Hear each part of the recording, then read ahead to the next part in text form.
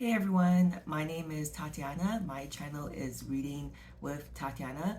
I am a monthly contributor to Literary Gladiators channel, and my goal this year for each of my monthly submissions is to do a non-fiction read. So this month I am doing When Breath Becomes Air by Paul Kalanithi, and I gave this book an easy 5 out of 5.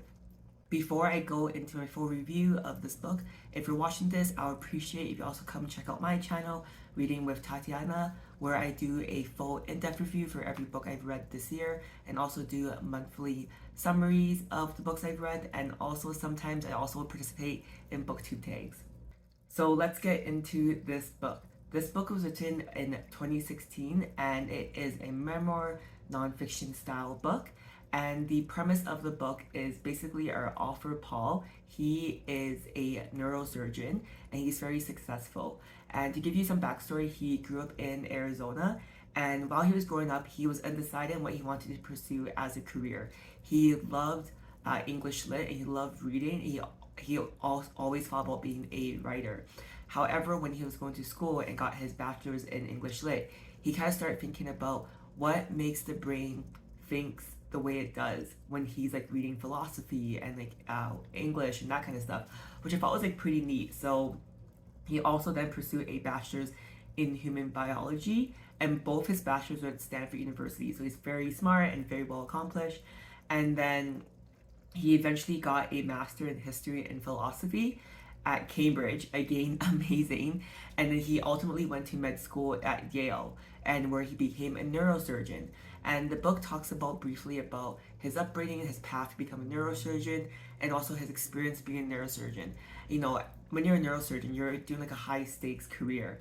You deal with death all the time. And he talks about, as a doctor, as a surgeon, and how his view, I guess, about death changes compared to like a person like me or you, a regular day person. And then that's like the beginning of the book, and it kind of changes quickly because, and this is not a spoiler because it's like in the first bit of the book, Paul gets diagnosed with stage 4 lung cancer. So very quickly he becomes a patient, no longer a doctor, and he's super young. I think he's 35 when he's diagnosed. And this diagnosis has an impact on his career as a neurosurgeon, changes, or I guess not changes, maybe solidifies the way he thinks about death, and it also changes his marriage and his relationships with his family and friends.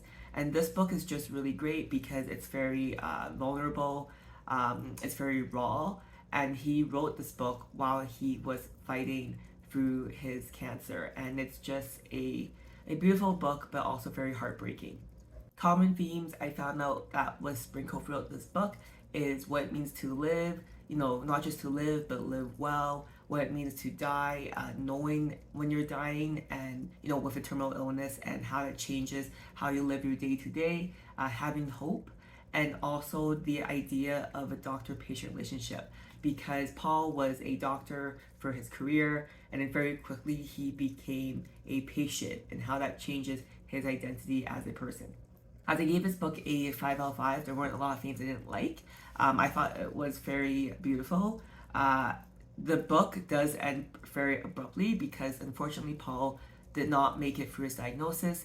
So when you're reading the book, it kind of feels like, not that there's like a point, but like it's kind of like getting to this realization, to this ending, and it just kind of ends very suddenly. And then his wife writes an epilogue for his book. So that's like my one like negative about this book.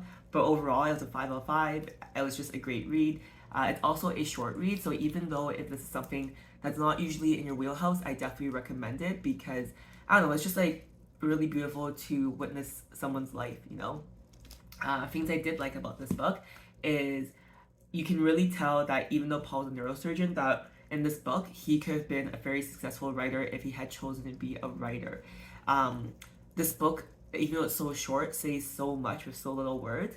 And I really also enjoy his reflections on his life and his career, and also during his days towards his death. Yeah, those are the things I like. It's really great. I just felt there's so many quotable things in this book as well.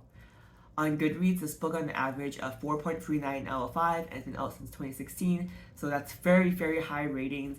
As I always say, that if a book on Goodreads has been out for years and is above 4, it's probably a decent read. So I always like to share bad and good reviews. So reasons why people didn't like this book is they felt it was too clinical, and they felt that he held back and how he really felt during his diagnosis, because this book was going to be read by his family and friends and colleagues, so people felt that maybe he wasn't as honest as he could have been. I kind of disagree with that, but some people interpret that way. People also felt that his experience of cancer is very visceral. Obviously, he came from a very well-off education background. He had access, as a neurosurgeon, he had access to probably better cancer treatment, and also his colleagues or even his doctor eventually, really prioritized his health. So people were kind of like bitter about that. When I went through the reviews, which was an interesting point of view that I did not share. Good reviews are people love his writing style. They felt his voice was very strong throughout the book. People thought that was very powerful of him sharing the story, and his family, his wife, decided to publish his book even though it was cut short. And a lot of people felt very emotional while reading this book. I actually cried towards the end. It's very rare that a book makes me cry. There's probably only 3 books, including this one I can think of in the past 2 years, that made me cry, and it was just a really great book.